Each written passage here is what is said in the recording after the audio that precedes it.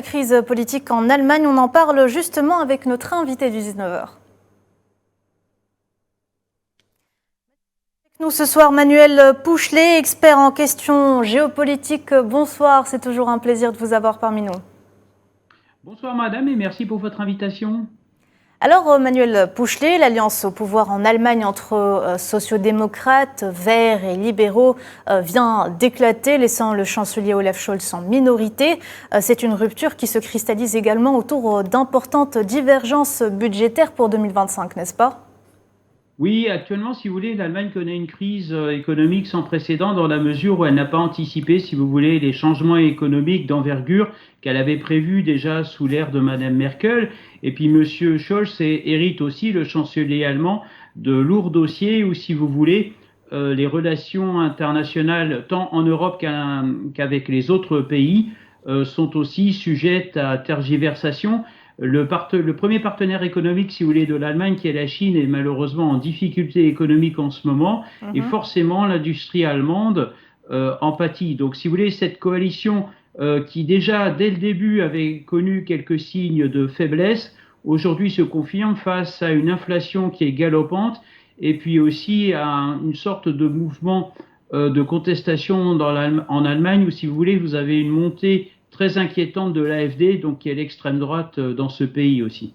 Est-ce que vous pensez justement que l'AfD pourrait exploiter cette crise pour monter en puissance ? Elle l'exploite déjà, elle est déjà très forte. Vous savez qu'il y a énormément de députés au Bundestag à Berlin. C'est un parti qui est très structuré, qui reprend, à l'image de ses homologues européens d'extrême droite, une parfaite connaissance des dossiers, notamment économiques, et aussi un refus et même un rejet complet de la politique qui est menée par le chancelier Scholz. Mais vous savez, l'Allemagne est un État fédéral, ce qui ne veut pas dire que ce qui est valable en Bavière, en Bade-Württemberg, en Rhénanie-Palatinat ou même en Saxe, l'est sur tout le territoire allemand. Donc l'inquiétante montée de l'AfD, oui, est une des réponses, mais vous savez, j'ai un peu l'impression que l'histoire de l'Allemagne se répète et me fait penser aux heures les plus noires de ce pays dans les années 30 en tout cas. Manuel Pouchelet, vous nous avez évoqué les raisons économiques. Est-ce que vous pouvez nous exposer les raisons politiques à présent de l'implosion de cette coalition, en particulier sur fond de guerre en Ukraine et de crise au Moyen-Orient ? Alors, la guerre en Ukraine, si vous voulez, a un impact non négligeable dans la politique allemande, dans la mesure où vous savez qu'en Ukraine, il y avait des minorités allemandes, mais ça, ce sont des liens historiques. Ensuite, l'Allemagne, dans les années 90, notamment avec Madame Merkel et puis même ses prédécesseurs, avait des liens très étroits avec l'administration russe et Vladimir Poutine, puisqu'il y avait le projet Nord Stream, qui était l'approvisionnement en gaz du pays. Et puis, avec le début de la guerre en Ukraine, cet ouvrage a été saboté. En ce qui concerne en ce qui concerne, si vous voulez, la crise politique allemande, elle est multiple. Pourquoi ? Parce que M. Scholz a voulu donner des portefeuilles ministériels à des partis qui cohabitent, et je parle bien d'une cohabitation, et je pense qu'aujourd'hui, on a épuisé ses capacités de cohabitation entre les différentes tendances que vous m'avez évoquées, et vous savez aussi que ces derniers temps, les questions écologiques se sont très nombreuses fois invitées dans le débat et ne font pas l'unanimité. Je pense que malheureusement, le chancelier Scholz assiste quasiment impuissant à une explosion de ce qu'il avait créé il y a encore quelques mois, au début de son mandat en tout cas. Mais est-ce qu'on peut faire, selon vous, une corrélation avec l'élection de Donald Trump, qui est de retour à la Maison-Blanche ? De toute façon, vous savez, l'élection de Donald Trump va perturber les équilibres européens, puisque je vous rappelle que l'Allemagne, déjà du temps de Madame Merkel avait fait un stop à Donald Trump, et aujourd'hui, il n'y a pas plus tard que 48 heures, M. Scholz s'était félicité de cette élection, du retour de Donald Trump au pouvoir. Oui, de toute façon, l'équilibre des relations entre l'Union européenne, là je vais parler de manière plus générale, et l'Allemagne en particulier, je vous rappelle, sur la fin du mandat de Mme Merkel, était très tendu. Et malheureusement, M. Scholz a fait quasiment volte-face par rapport à ce qui a été pratiqué avec son prédécesseur. Et les bases américaines qui étaient en Allemagne, qui étaient pourtant, entre guillemets, pourvoyeurs d'une économie pouvant pallier les défaillances du système économique allemand, sont maintenant en Pologne, justement pour pouvoir faire contrepoids et analyser l'Ukraine. Mais vous savez, le dossier ukrainien en Allemagne n'est pas neutre. Vous avez aussi le dossier américain où ces derniers temps, le ministre de la Défense allemand a décidé, peut-être sous la pression, de choisir des solutions militaires américaines, des systèmes américains pour équiper son armée qui est en plein doute actuellement. L'Allemagne doute et ce n'est pas bon pour la santé économique non seulement du pays, mais aussi de l'Europe tout entière, en tout cas de l'Union européenne pour être plus précis. Autre fait marquant, Manuel Puchlet, c'est le président allemand, Steinmeier, qui a appelé la classe politique à la responsabilité. Le fait que le président fasse cette déclaration témoignerait-il, selon vous, justement, d'une réelle situation de crise? Et pensez-vous que c'est pour cela que Olaf Scholz a préféré organiser des élections anticipées, du moins parler d'élections anticipées? Pour l'instant, le choix de Olaf Scholz sur ces élections anticipées est une sorte de réponse au président allemand. Mais je vous rappelle que le président allemand, il n'a pas vraiment de rôle, on va dire, politique très important dans la gestion du pays, puisque c'est le chancelier qui est aux commandes.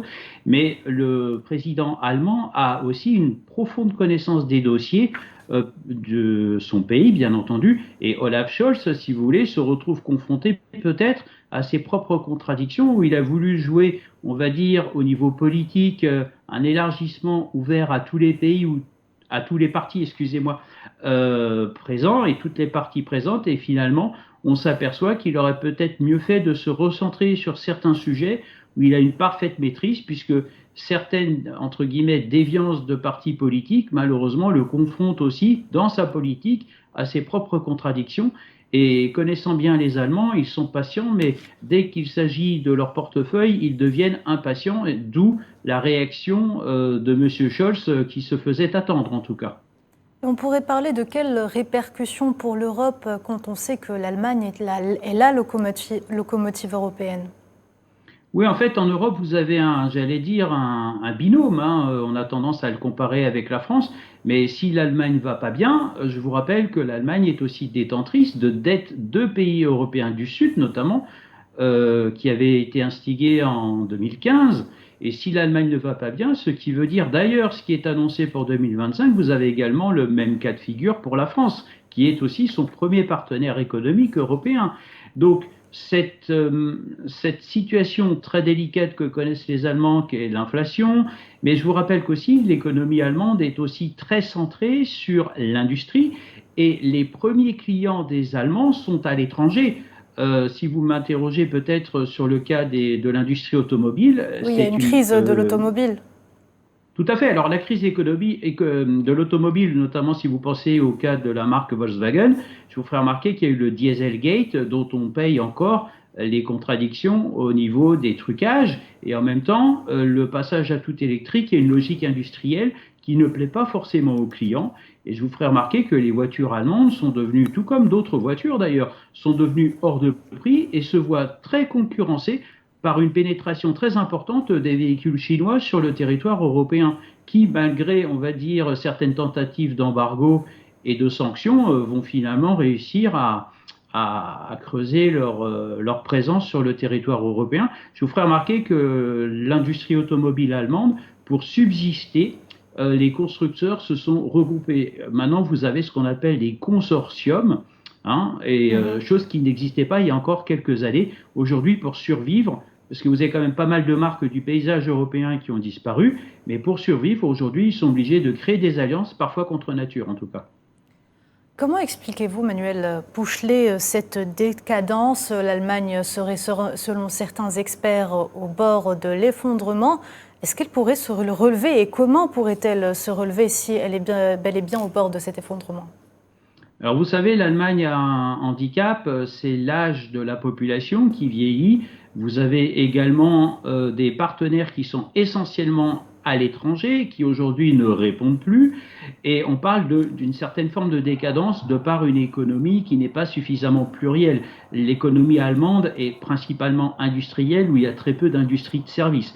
En revanche, ce que je peux aussi annoncer, c'est que l'Allemagne vise l'avenir, l'Allemagne veut consolider un avenir qui semble, on va dire, prometteur, avec des investissements très importants dans le secteur de l'intelligence artificielle, où, si vous voulez, les budgets consacrés aujourd'hui dépassent ceux de l'Inde, ce qui est un signal fort. Preuve en est que travailler sur ce secteur, d'ailleurs, M. Poutine l'avait dit, celui qui maîtrisera l'intelligence artificielle maîtrisera le monde. Il avait déclaré ça dans les années 2018. Et force est de constater que les Allemands se cherchent encore des transitions, les erreurs, vous parlez de situations économiques particulièrement délicates, il y a aussi des choix stratégiques comme notamment par exemple l'abandon de choix énergétiques, je pense au nucléaire, où vous savez qu'en France c'est de loin un des projets porteurs, on va dire, de devises. Et en Allemagne, ils ont décidé de cesser, mais sauf qu'ils n'avaient pas anticipé le blocage qui s'est passé, si vous voulez, avec la guerre en Ukraine et forcément le défaut d'approvisionnement en gaz russe qui était destiné à convertir ces centrales nucléaires en centrales de gaz pour l'énergie en tout cas. Faudrait-il, selon vous, miser dans ce cas sur les flux migratoires, peut-être pour rajeunir le pays ? Vous savez, c'est une question très délicate en Allemagne, puisqu'ils ne vous le diront jamais. Moi, pour y avoir résidé pendant 10 ans, le flux migratoire, si vous voulez, il est très orienté. Il est orienté sur des métiers très peu payés. Et figurez-vous qu'avec la crise que nous connaissons actuellement en Allemagne, vous avez maintenant des Allemands qui gagnaient très bien leur vie, qui sont inscrits aux agences de France Travail, donc l'équivalent, ce qu'on appelle en Allemagne le Arbeitsamt. Donc c'est l'agence de reclassement où vous avez des personnes qui avaient de très bons statuts qui sont aujourd'hui condamnées à travailler avec très peu d'euros par jour et s'ils le refusent, ils se voient rayer des listes et donc forcément dans un état financier très délicat.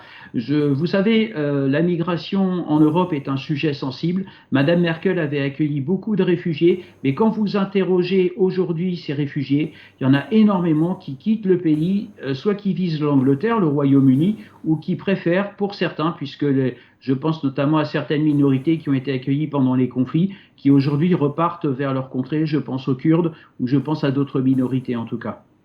Merci beaucoup Manuel Pouchelet d'avoir répondu à nos questions. Je vous dis à très bientôt. Merci madame, à vous. Merci pour votre invitation.